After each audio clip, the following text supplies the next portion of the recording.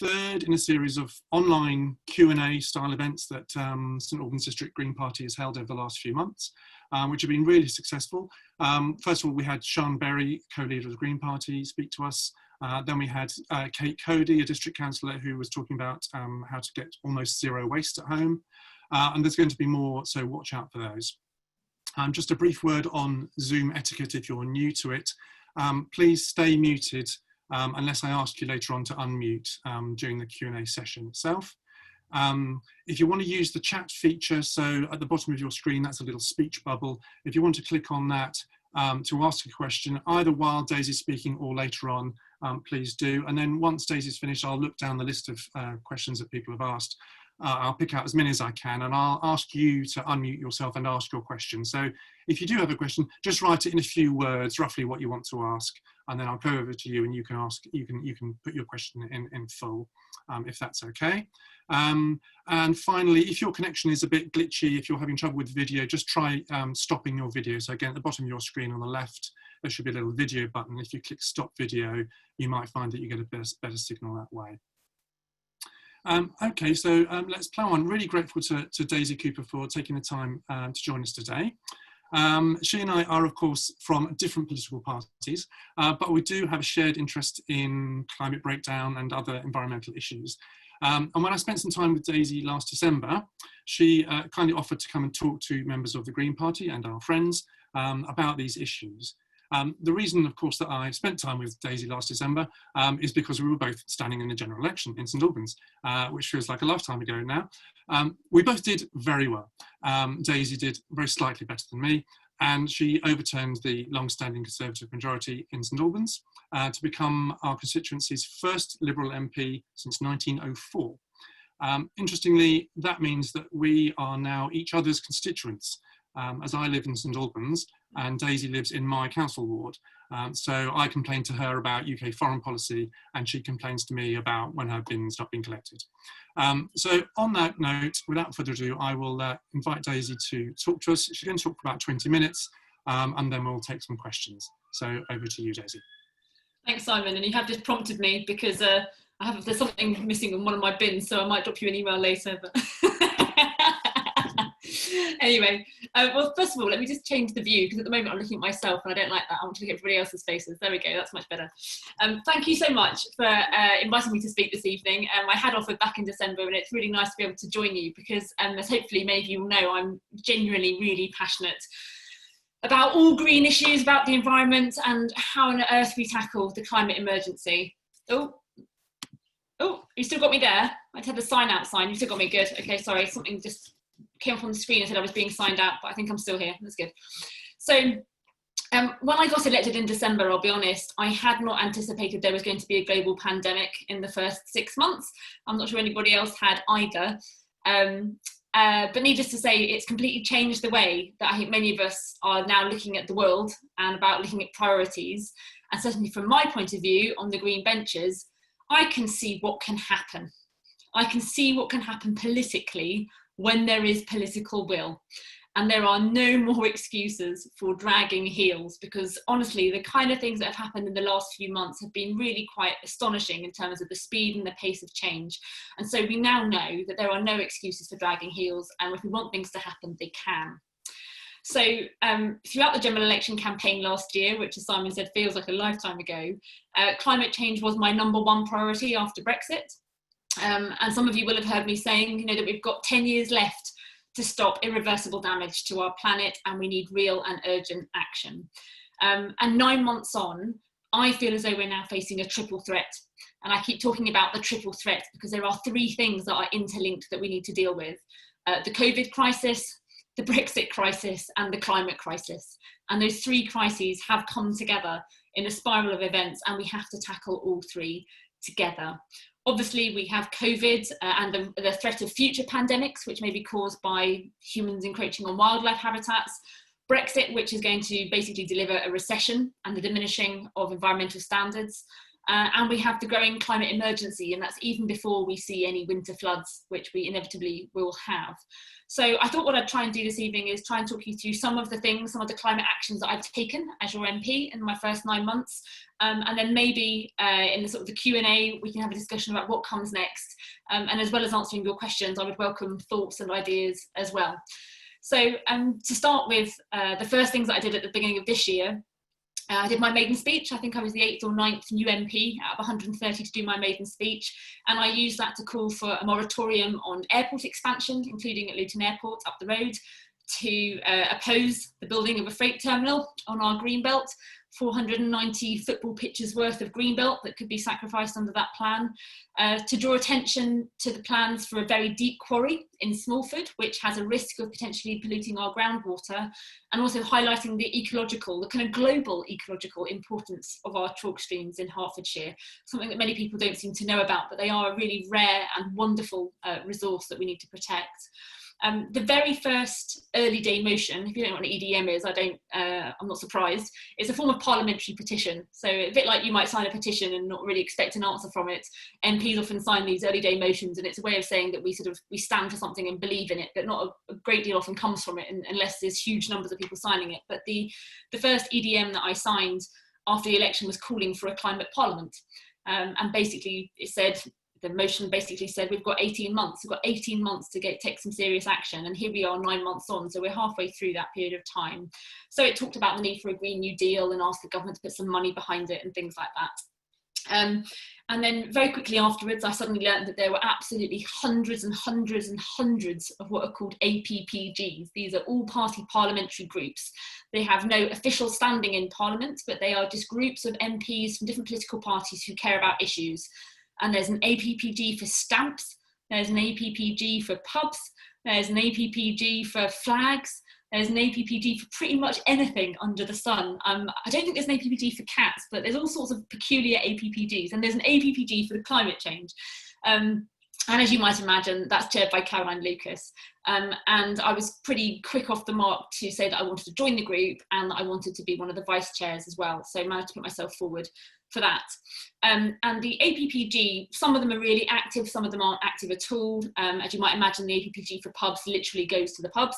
It's the APPG for beer that does more interesting things to do with business rates. But anyway, the APPG on climate change holds a lot of evidence sessions, and it brings together sort of technical experts from different universities and from the UN and from other places, and they tell us what they think the questions are that the government should be grappling with, and they sort of urge us to sort of table questions and get more information out of the government. So the meetings that we have are quite technical. I had expected that it would be more of a sort of campaigning group, but it's actually it's actually a forum where they bring technical experts together with MPs, largely so that we can learn and ask questions and see what the differences of opinions are on key issues.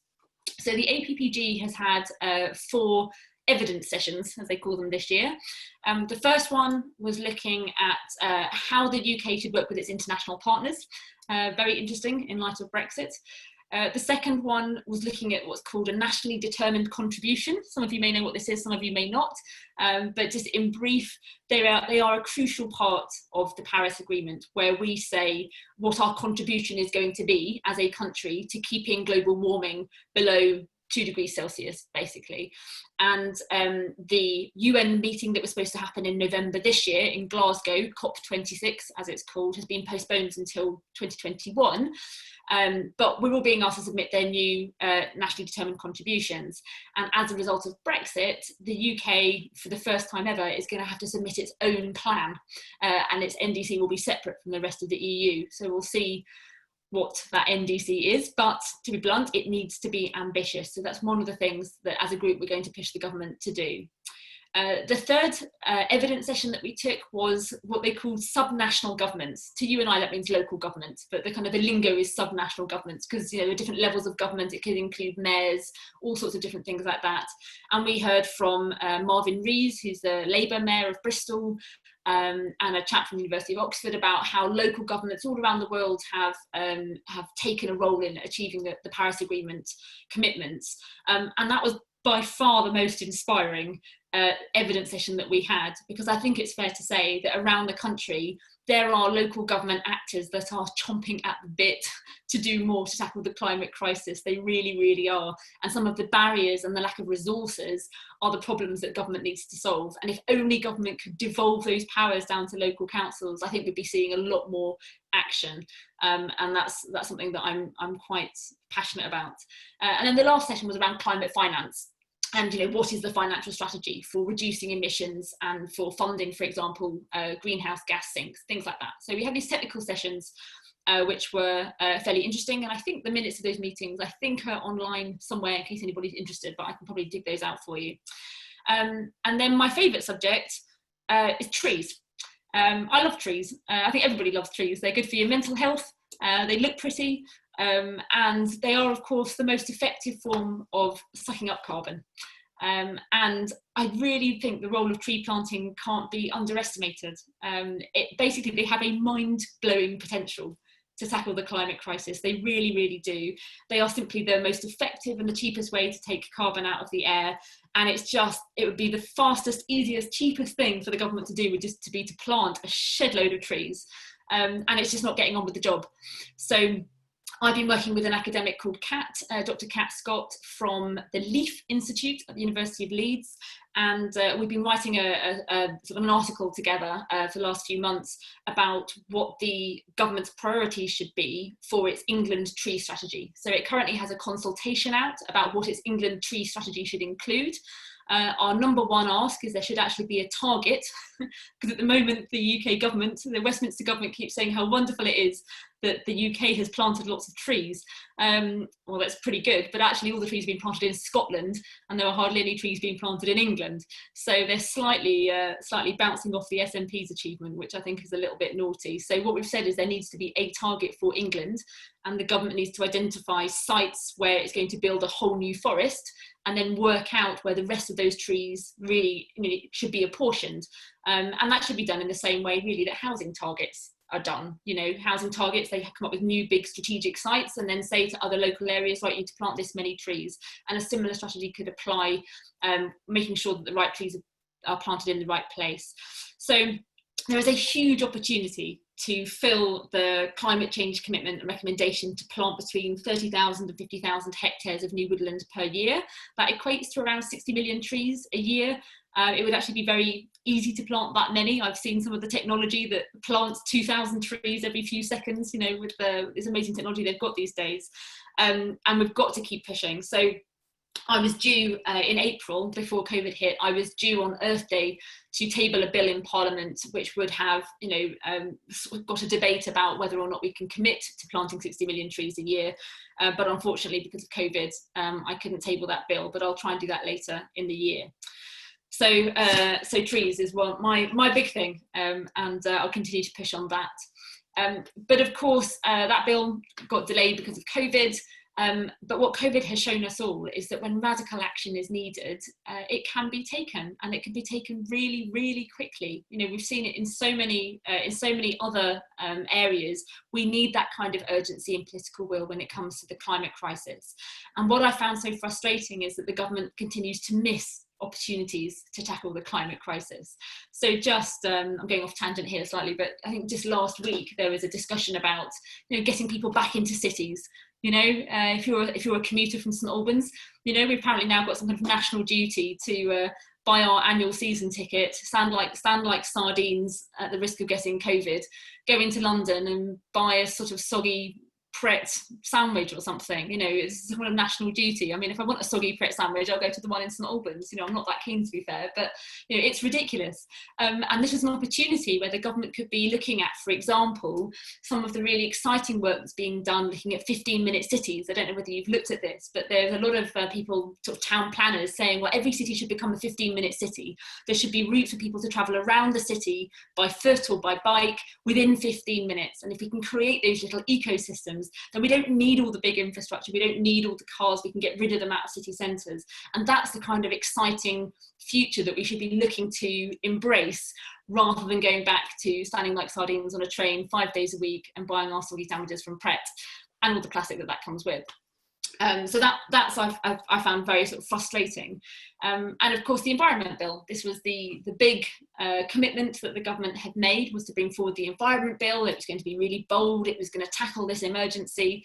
And to be fair, credit where credit's due, there are some good things in it, right? They're a bit, watered down, but they're all right. So, there is a commitment to charge for single-use plastics. Great. I wish we could ban a lot of them, but there's going to be a charge in the first instance.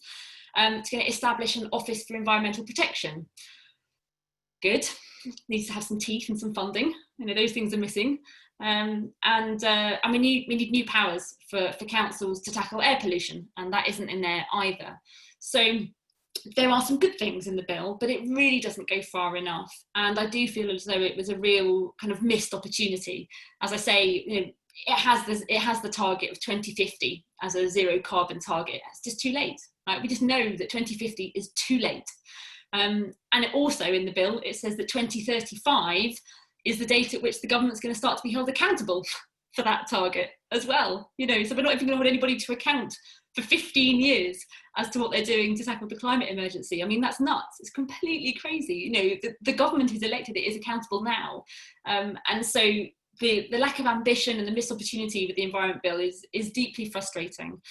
The provisions on single-use plastics, it focuses very much on the end of life of the product, but I'm very much of the view that when it comes to plastic, the responsibility needs to be with the producer. And if I had my way, I would simply ban the mixing of recyclable and non-recyclable plastic. We should just stop that outright. And we need to stop the use of all non-recyclable plastic within the next couple of years. These things are urgent. We need to develop that circular economy. There is an opportunity to do that. I think during COVID, we've all been at home a bit more. People are a lot more aware about their food waste and what's in and out of their fridge. People have been enjoying making food. They've seen the difference that makes in terms of their recycling levels and things. That's something that we can, again, something we can embrace and encourage people to focus on. And instead, we've got a government that simply looks at what happens once you've used a product and how you get rid of it. So that's really, really frustrating. Clean air provisions. I know that clean air is something that Simon and others locally have campaigned on quite a lot.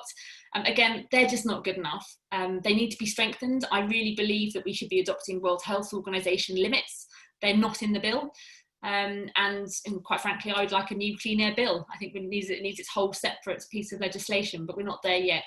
So the bill does have targets on air quality, on water, biodiversity, waste reduction. So it's got those 4 targets, but it has nothing on coastal erosion. It has nothing on flood management. And those are sort of nothing on access to nature, nothing on the use of natural resources. So there are lots of really big areas that don't even fall into the scope of the Environment Bill. So there's just so much more that needs to be done.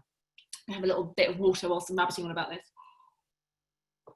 The other big bill, which I think some of you may be aware of, is the government's trade bill. This is one of the post-Brexit bills. And the trade bill is really deeply concerning because it fails on several counts. So one thing that it doesn't do, it doesn't allow for scrutiny by MPs. So basically MPs, elected MPs like me, we will have no say whatsoever over any agreement that the government decides to do with any other country. We get no scrutiny over it whatsoever. We maybe have to sort of call a backbench debate or something like that, but in the House, in the chamber where we're supposed to debate and scrutinise and put questions to ministers, there is no automatic right for us to be able to do that on trade bills. And I just think that is fundamentally undemocratic, and it means that the environment is going to lose out as well. The bill also fails to set out what our national priorities are. So when the government is actually negotiating these trade bills, there is nothing that says these are what our national priorities are. It doesn't say anywhere that our national priority is, I mean, thankfully there isn't a national priority to sell arms, but there isn't equally a national priority to solve the climate crisis. So there are no national priorities set out by which we can assess whether the trade agreements actually meet those standards. So that doesn't exist either. There's a dispute resolution system, which is basically a private court, so that will all be done in secret. And it's deeply frustrating that there were lots of amendments tabled by the Liberal Democrats, by Labour, the SNP and the Green Party, And we all work together as opposition parties to table these amendments and add our names and make sure that there's lots of cross-party consensus and that it's as strong as possible against the Conservatives. But the government simply, they've got the majority, they just voted them all down. So the trade bill is also another very disappointing piece of legislation where I think the government's missed the boat. So that's all a bit sad. Cross-party working in Parliament on climate often works really well. So one of the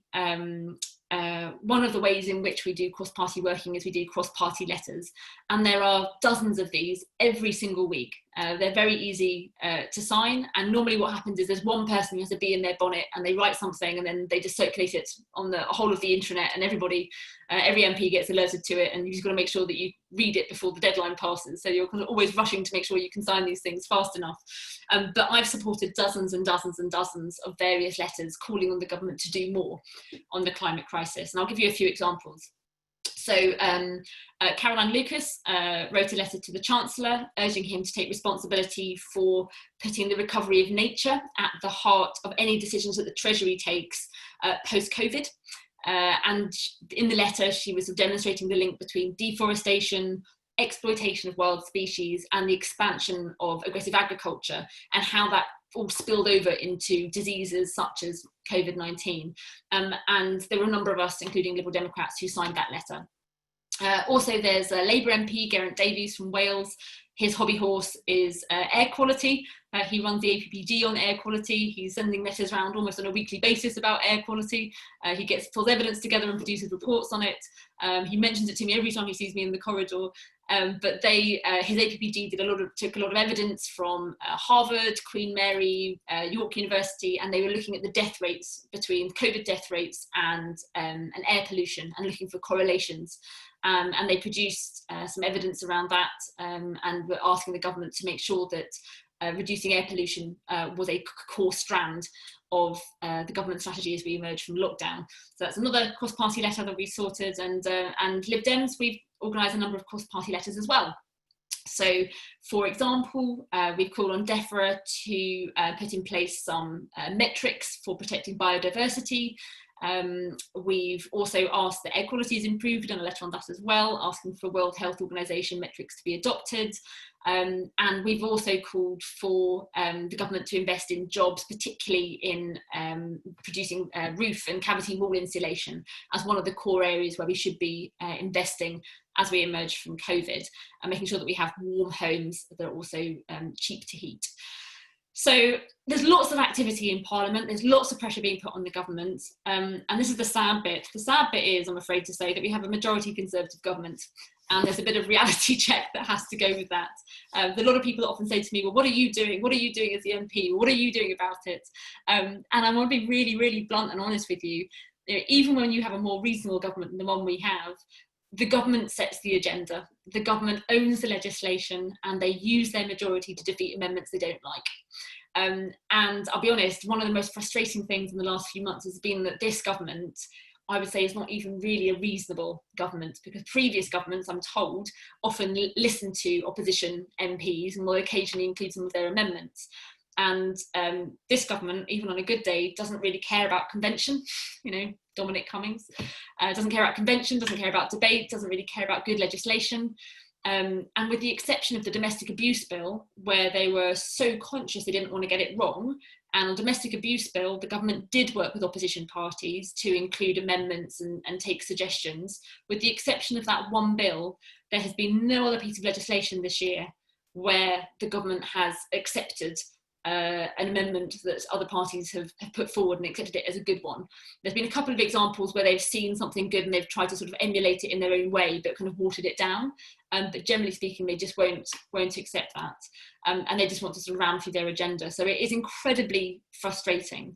So as opposition MPs, it's our role to call for more, to demand more, to ask awkward questions, to pile on the pressure, to produce strength in numbers, and all of that takes time.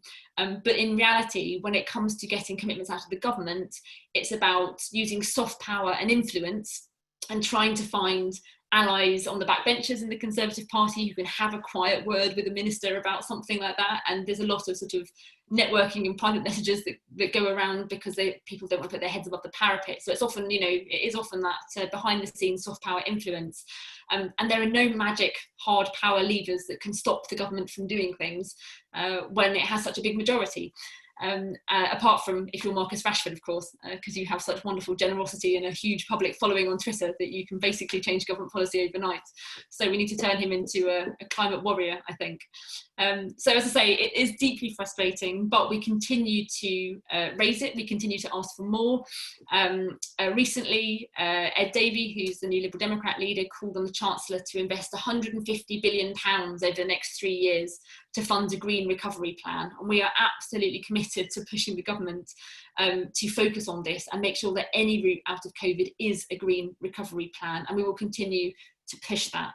And that is a way of making sure that, whilst we can tackle the sort of the threats of unemployment that are going to emerge from the COVID and Brexit recessions, whilst also making sure that those jobs are high quality jobs and they are sustainable jobs and they are jobs that we need to make sure that we can fulfil our climate obligations.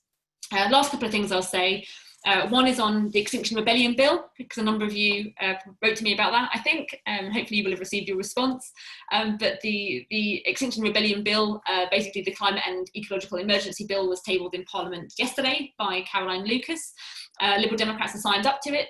My colleague Vera Hobhouse, who was our climate emergency spokesperson, had signed it on behalf of the party. I couldn't put my name to it because only 11 people are allowed to sign it when a bill gets put forward, and Caroline was keen to make sure that the 11 names represented lots of different parties, so there wasn't space on the paper for my name to go on it, but we do all support it. And the last thing to say is around local initiatives. I really, really wish the government would give more powers and resources to local government, because that's where action can really, really happen. And here in St Albans, I think we're starting to see what happens when you elect parties that care about the climate crisis, quite frankly. And many of you will know that the District Council has declared a climate emergency. They did that last July. There's a climate crisis working group which Simon is on, and that's working to look at the council sustainability strategy and how to get to net zero. And there's lots of other things that the council are doing. So they're looking at how to rewild grass verges. They've put £100,000 behind that already, and they're talking to community groups who are keen to help with that initiative. They're looking at how to, whether they can get rid of the use of glyphosate weed killer. They're looking at expanding electric vehicle charging infrastructure across St Albans. Cycling is going to have to be a huge part of the transport mix. I don't know about you, I have always loved cycling, but having come off my bike in London many years ago, I'm a very nervous cyclist now. So I've managed to cycle to Hatfield and back on the St Albans on the Alban Way, but I'm still a little bit nervous. So we'll see how that goes. But it's absolutely vital that we make sure that we get this emergence from COVID right, particularly here in St Albans.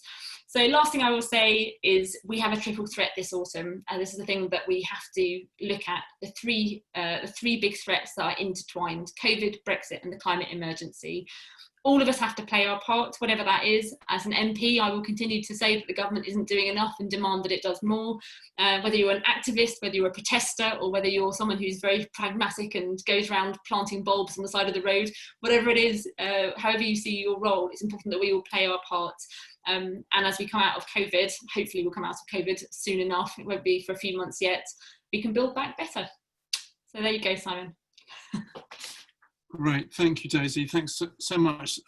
Lots and lots packed in there to that half an hour. Thank you so much for all that kind of detail about what's going on in Parliament and the sort of things that you and other right-thinking MPs are thinking about.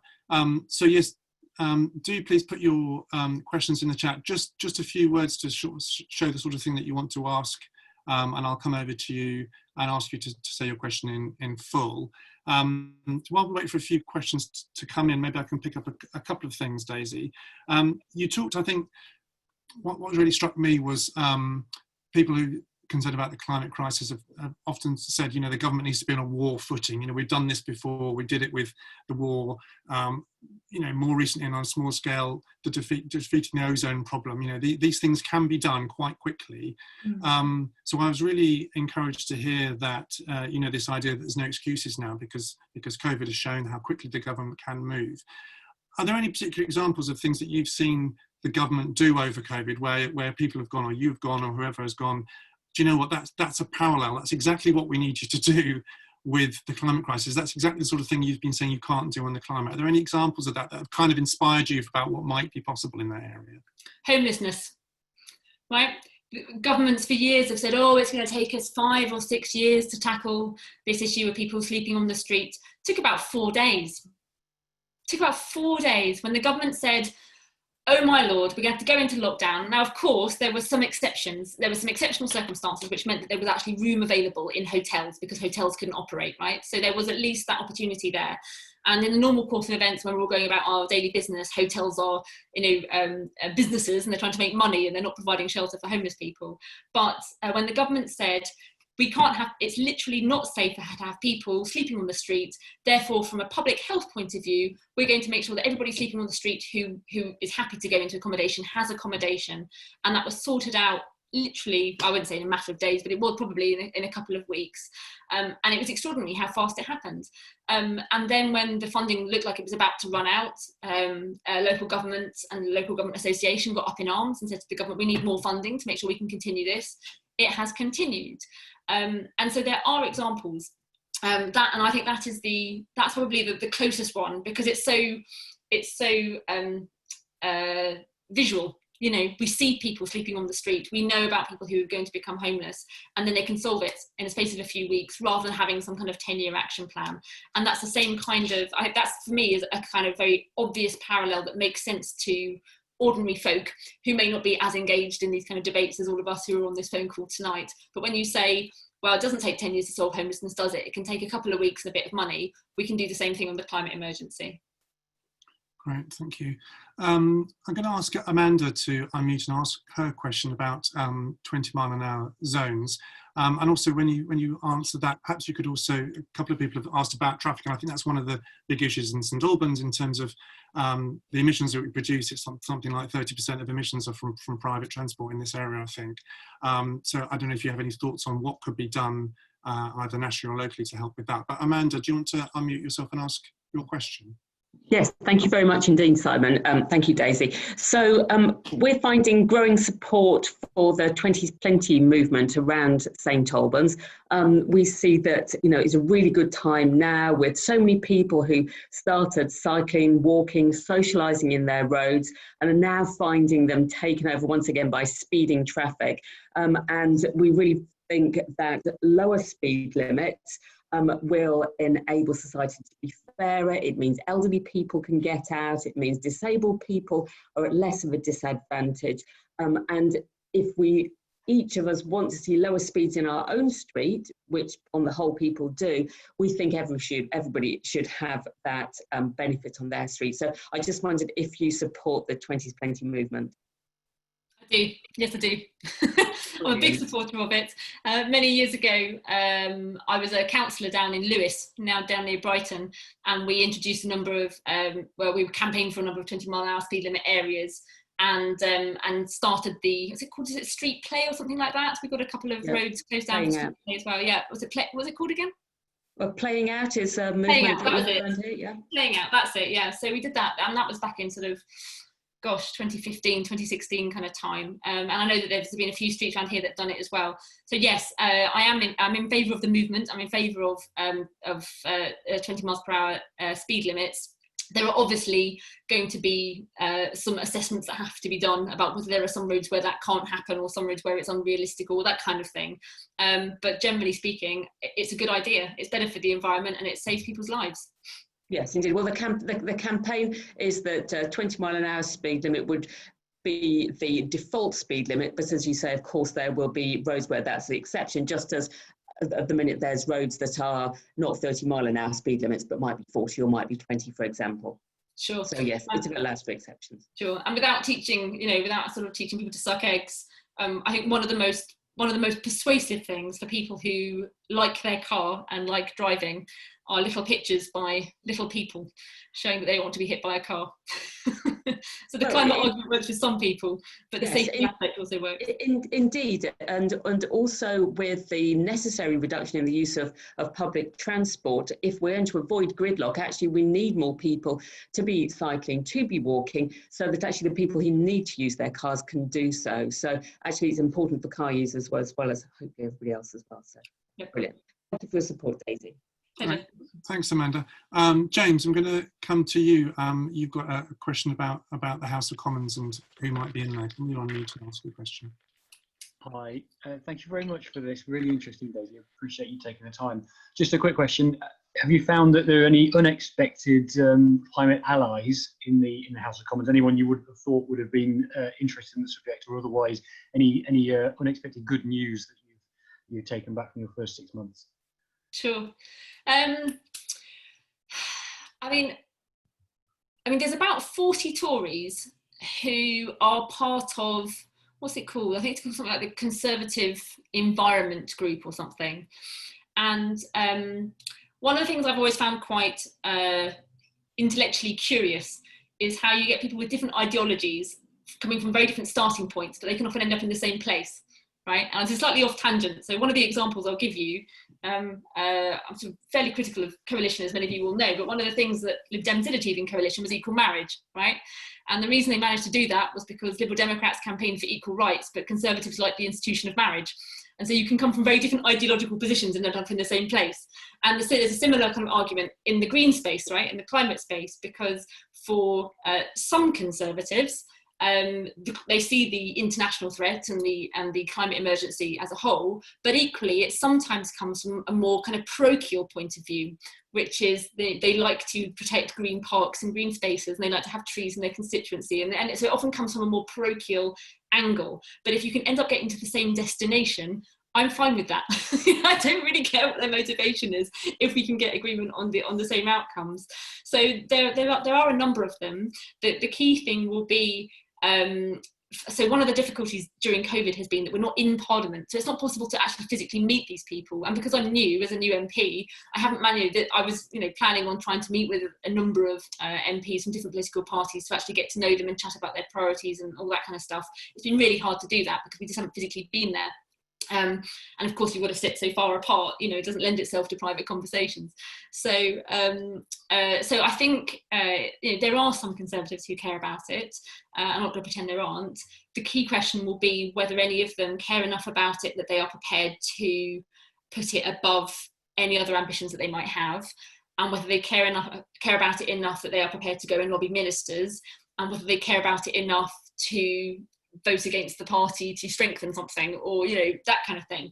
And those are the kind of key tests as to how much weight they put on it. So there are definitely alliances to be built, and quite frankly, when the government has an 80-seat majority, there are only two ways in which the government backs down. It's either because of the threat of rebellion from within their party, and that has happened 2 or 3 times already, or it's because you get a kind of public outcry about something, as we did over free school meals over the summer. So those are the kind of 2 ways of doing it. So there's a few people who are, I'd say, a little bit surprising. Talking of public outcry, I wanted to see if you had any more to say about Extinction Rebellion and their methods. You've got a large Conservative majority, and so you have an organisation here that's looking at disobedience and other methods. I wondered if you had any more thoughts about how likely you thought they were to succeed following those tactics. And I might link that in with Judy's question. Judy, if you want to unmute and ask your question about the Citizens' Assembly, which is a related question. Yeah, okay, great job, Daisy. Just wondering if there's any news on the Citizens' Assembly on climate change. I think it was due to report any time now. Can you say anything more about it? The short answer is no, but I can go away and look into it and come back to you, Judy. Okay. It's supposed to be reporting to government, as I understand it. I wonder, A, what sort of response it will get and whether there'll be any action as a result. Fine. Judy, would you mind dropping me a little email about that, and I'll look into it? Yeah, will do. Happy to do. Yeah, I honestly don't know, I'm afraid, but I can look into it. Okay, no, can't expect you to know everything, even you. The other question, Simon, around XR. I mean, I'll be honest, I think it's important that XR and others keep up the pressure. It really is, because when there is a big physical presence of a lot of people blowing whistles and making a lot of noise, and they've got their banners out, it does get our attention, right? Even in Parliament, where actually a lot of the time you go into Parliament and then you come straight out onto the tube and you don't even see the protesters, but you can hear them. And you know, the emails come in, and you know there's a deadline to reply because people are going to turn up, you know, all the rest of it. So it is really important, and it does get it onto the agenda, and it forces people to, you know, pay attention to the issue. Personally, I think it's important that the movement doesn't break the law. I think that is a very important thing, because that does put people's backs up. But generally speaking, making a lot of noise, keeping the pressure up, demanding that things are urgent, I think that it's really needed. It's really, really needed. So keep it up. Okay, that's interesting, because obviously breaking the law is one of the things that they do set out to do on purpose, because they think that's a method to achieve what they want to achieve. I don't know if anyone else wants to pick that up in the questions. But in the meantime, perhaps we can touch on this question from someone here who's called Home. I don't know who that is, but you're asking about GDP.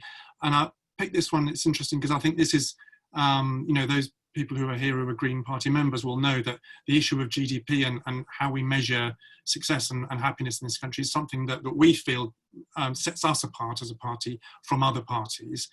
So can whoever Home is, can you unmute yourself and ask your question? Right, yeah, my name is Graham, and you can see that I'm not used to using Zoom. Can you hear me okay? So I haven't even got Yes, that's fine, Graham, thank you. where the microphone is on my laptop, which I only use about once a year. So anyway, the question I asked, what chance does the Green Agenda have of success whilst we continue to worship the false god that is GDP? Because studies consistently show that beyond a certain level of GDP, more income doesn't make people any happier, and it's the real things that matter that do, like where you fit into society, how you interact with members of society, how you contribute to society. That's the sort of things that make us happy. But this government in particular is wedded to the old notion that GDP is God. Yeah. What can we do? Sure. Well, we could all move to New Zealand. I mean, they've got some great indicators of success and happiness. I'm not sure we're allowed to move to New Zealand yet, because their borders are still closed. But you know, I think New Zealand in many ways is showing that you can do things differently, right? I mean, GDP is it's an indicator. It isn't, but it's one of many indicators that you might use, you know, and it's not a particularly good one.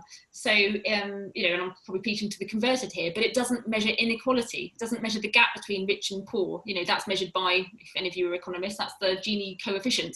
It's a completely different measurement. You know, we don't report on that, and that's something that we should be reporting on an annual basis. You know, what is the growing gap between the rich and poor? That's never reported on by the Treasury. So, you know, gap between rich and poor, well-being, mortality statistics. You know, the mortality statistics are really alarming. If you even just look in St Albans, I looked at them once, I can't remember what they are now. I used them in a speech once, but if you look at how your life expectancy in Sopwell compared to your life expectancy in Verulam, is several years difference. I can't remember how many it is, it's like 8 or 10 or 12 years or something like that, you know, but even in our own city, even in our own community, there are big disparities around life expectancy and wealth and income. And we think of ourselves as being sort of reasonably well-to-do, right, around here. But actually there are really big gaps. And so actually we should be looking at not just these, so GDP is problematic in itself because it does, you know, focus on production and growth. It doesn't look at disparities between rich and poor. It doesn't look at other metrics that are important around health, you know, for example, public health measures. It doesn't look at well-being, doesn't look at environmental statistics. There are all sorts of problems with it. So ideally what you would do is you would have a range of things that you would look at. You know, you wouldn't just say, right, this is the one thing that we measure. You would have a range of different indices that you would look at across well-being and, you know, mortality rates and environmental coverage and clean air and the gap between rich and poor and all these different things, and the number of people living below the poverty line or, you know, in the top 1%. You'd have all these different things and you'd look at it as a rounded picture, but we don't do that. But I very much agree that we should, and we, you know, maybe as part of the Build Back Better movement, which is gathering speed, this is one of the things we should be looking at. Okay, it's interesting. You asked if I was an economist, and I was 35 years ago. Mhm. I've since moved into various different things, working in retailing and even a computer programmer until I retired. And I've been getting back into economics. Mhm. And I'm absolutely appalled that the subject doesn't seem to have moved on any. The way they're teaching it is not fit for purpose. Mhm.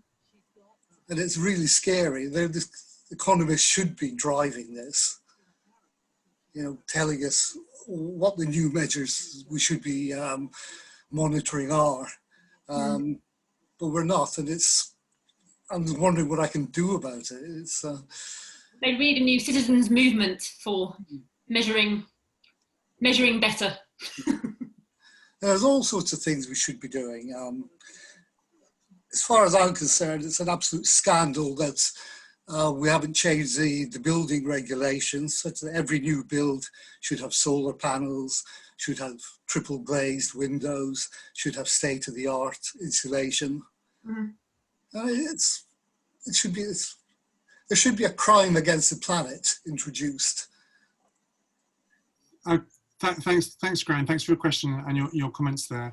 Really interesting. I'm going to move on to, or back to your favourite, especially subject, Daisy, of trees. So I've got two questions here from Jill and from Danielle. Jill, do you want to unmute first and ask your question, and then Danielle ask yours? Thank you. Can you hear me? Yep. Yes. Great. I was just looking at the statistics for tree loss, and it's nearly as great as the tree planting, even with the big new forests. And most of the tree loss isn't agricultural. It's urban, and a lot of it is insurance-based. So this is one of my bonnet bees, you know, that buzzes around. Are you aware of any sort of plans to look at tree protection more, in particular forcing insurance companies to act scientifically? I mean, they currently will refuse to insure, and I did a study once with one of the insurance companies, and they actually didn't have any evidence at all that they could call on for the reason why. It was quite shocking. Anyway, that's a bit of a long way of saying, are you aware of anything that is in the pipeline to strengthen tree protections? Because there's no use us planting tons of trees if we're losing as many as we plant. No, you're absolutely right. I'm not aware of that, but I'm happily looking into it. If you wouldn't mind dropping me an email, that means it stays on my radar as opposed to being on my very badly written notes, which will be indecipherable by tomorrow morning. Thank you. Thanks. Yeah, Danielle, thank you. do you want to ask your question, Danielle? I think she's doing the bins. Are you there, Danielle? Right. Hello, yes, I am here. Hi. I am still doing the bins, but actually I think the question Danielle. and walking the dog at the same time. But anyway, and collecting acorns and sycamore seeds to plant myself. But I think actually the question's been asked. It is about tree protection orders. Do they actually mean protecting trees? Because it seems very easy to overthrow them. I know somebody who just went to court, said we want to cut down our trees to make our driveway, and they got it, even though there was TPOs on two very old lime trees. So that, and yeah, the fact that little samplings, no matter how many in their millions that we plant, will never sequester the amount of CO2 that just a few mature great trees, whether they're in forests or in urban areas, can actually do for us. So I just hope there isn't too much of an emphasis on the planting, although we have to do that obviously, but we also have to save the ones that we've got. Absolutely, no, I agree. It's really helpful. And one thing I would say as well, and this is not something that I'm planning on getting into because it is quite detailed, but I very much have the view that tree protection orders, even though they are very important, they can sometimes be quite a blunt instrument, because there are a few occasions where getting rid of one tree, which might for various reasons be in the wrong place, or is not, it could, you know, and if it was cut, then could be replaced by more trees or more greater variety that then provides extra ecological benefits. If you have, you know, if it enables better rewilding, particularly if you have a tree that has a lot of acid in the roots or something, there are a few occasions where TPOs can actually prevent people from improving their local area in ecological terms, and there doesn't need flexibility for that. But at the same time, I'm also of the view that when you need strong action, it's difficult to build flexibility into these things.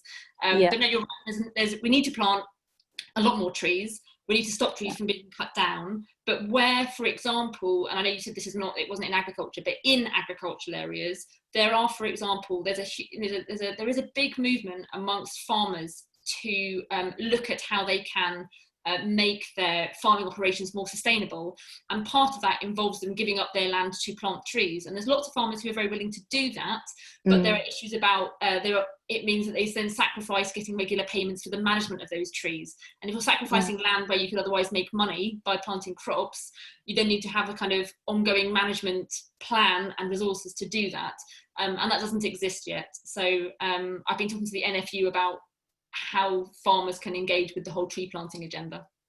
Okay, great, thank you. You're brilliant. A fan. Thanks, Danielle. Yeah, it's interesting. Agriculture is a fascinating issue, isn't it? I think because it's so perverted by current laws and legislation that it wouldn't take much to actually turn it around and say, instead of paying you to do nothing, we're going to pay you to do something good, and so on and so on. I think it's a fascinating area. Katie, I'm going to come to you. You've asked, I think, a sort of classic hustings question, which is a very simple question about bringing people together. But it's got a really interesting idea behind it, I think. So do you want to unmute and ask your question? Yeah, hi. Can you hear me? Yes. Okay. So I was wondering how we bring together those who hold radical positions around the climate crisis and view it as like a consequence of global capitalism and all of those positions, and people in a moderate place who care about their perfect parks and want the nice things to stay nice and don't realise how dreadful everything could become. Because in my experience, typically young people, but that's the people I talk to at like uni, have a more radical position, and then it's our parents who find those conversations really difficult because they think, it becomes a difficult conversation. So how do we communicate to the general public as a whole and bring those sides together? Sure. Let me see which angle do I come at to try and answer this. So let me start with a broader observation before trying to answer your question, and I'm not sure I'll have the right answer on this. Within the Liberal Democrats, we have a kind of democratic policy making process. We have member-based policy working groups, and there's been a policy working group that I've been chairing for the last 18 months, looking at what's called the nature of public debate. And I've been looking at the factors the factors behind why our public debate is breaking down. Because we used to be in a position where we could agree disagreeably about all sorts of things, and you would have moderate points of view or different points of view put forward on television shows, not just political shows but other shows as well. You would have more community events where people would present different points of view, and often those different points of view aren't really heard anymore until you actually go, for example, to a hustings, right? By which point people are very, very ingrained and very polarised. And it's in part down to sort of the reduction of, say, public service broadcasting, like the BBC, because what the BBC does is provide a sort of a service that everybody, historically it was a service that everybody would tune into. So you'd hear the same stuff, you might agree with some of it, you might disagree with it, but you would know what other people were hearing. And our debate generally on all sorts of issues, including climate, has become very polarised. So if you think about your experience on social media, where people of all ages are on social media, but especially young people, if you like something, if you like a post on Facebook, Facebook then has an algorithm that takes you down a certain channel, and it takes you towards different groups. And there's a friend of mine called Christine, and she's very woke and very right on, but her husband, for some bizarre reason, really likes watching bare knuckle fighting on Facebook. I have no idea why, but he likes his videos, and when he likes them, the next thing he sees is Britain First. Right? The algorithms have worked out that people who like bare knuckle fighting on Facebook also like really hard right-wing philosophy. And so his timeline is full of stuff that doesn't reflect his political views because of this kind of cultural interest that he has. And so I think one of the things, so this is not a direct answer to your question, but one of the things to recognise is that our experiences and the debate that we are part of itself is incredibly polarised. So it's not just that we have different ideas about how to tackle the same issue. We may have very different concepts of what the issues are and very different experiences of how people think about those issues, and that gives us an extra hurdle to get over. And that is why something like a citizens' assembly is so important and is increasingly important, because historically you would talk about citizens' assemblies as being a good way of getting public buy-in or a good way of getting people to buy into solutions. Actually, these days it's a really good it's really possibly one of the only ways of overcoming this extreme polarization that we have in both our online and our offline worlds.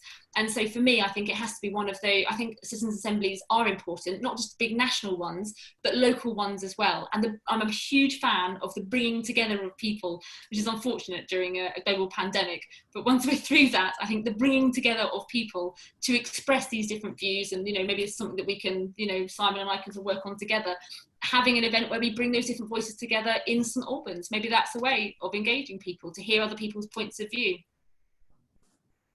Yeah, it's just so difficult when people have different facts about what the problem is. That like you were saying, everyone thinks about the issue, not just in solutions, but in terms of what the problem is differently, and we need to level out the facts that people have. Sure. The last thing I would say on that is as many of you know, I do quite a lot of canvassing. And when you knock on somebody's door, it's not always about what they say, it's sometimes about what they don't say. And if you can work out what the emotional driver is behind what somebody's saying, they're either scared of something, they're embarrassed about something, they don't understand something, maybe it's too overwhelming. And for some people, the climate emergency is just so overwhelming, they don't even want to engage because they can't, because they've got other things going on in their life, they just want somebody else to sort it out.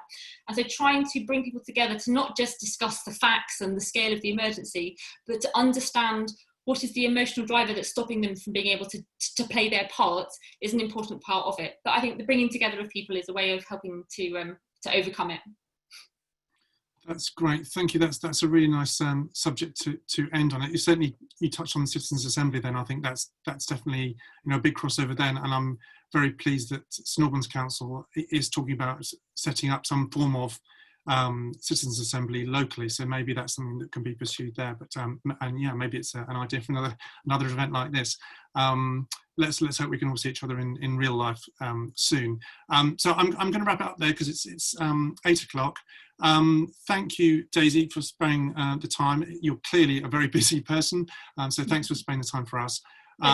Great questions, I'm sure you'd agree. Really, really interesting questions. Thank you, everybody, for that, and interesting answers as well. So look out for our next Q&A event. I've got all your emails now, so I can spam you all with hundreds of invitations to new events. Obviously, I won't do that. If you want to know more about Daisy's work or support what she's doing, she has a website, daisycooper.org.uk. Go along there and you can get in touch with her through that website as well. If you want to know more about what the Greens are doing in St Albans District and support my re-election campaign coming up in May, please go to our website, which is sagreens.org.uk, or you can contact me in the usual ways through the council or so on. But thanks again to everyone, and as I say, hope to see everyone in real life very soon. But in the meantime, do come along to look out for our next similar event. So thank you very much and good night. Thanks, bye.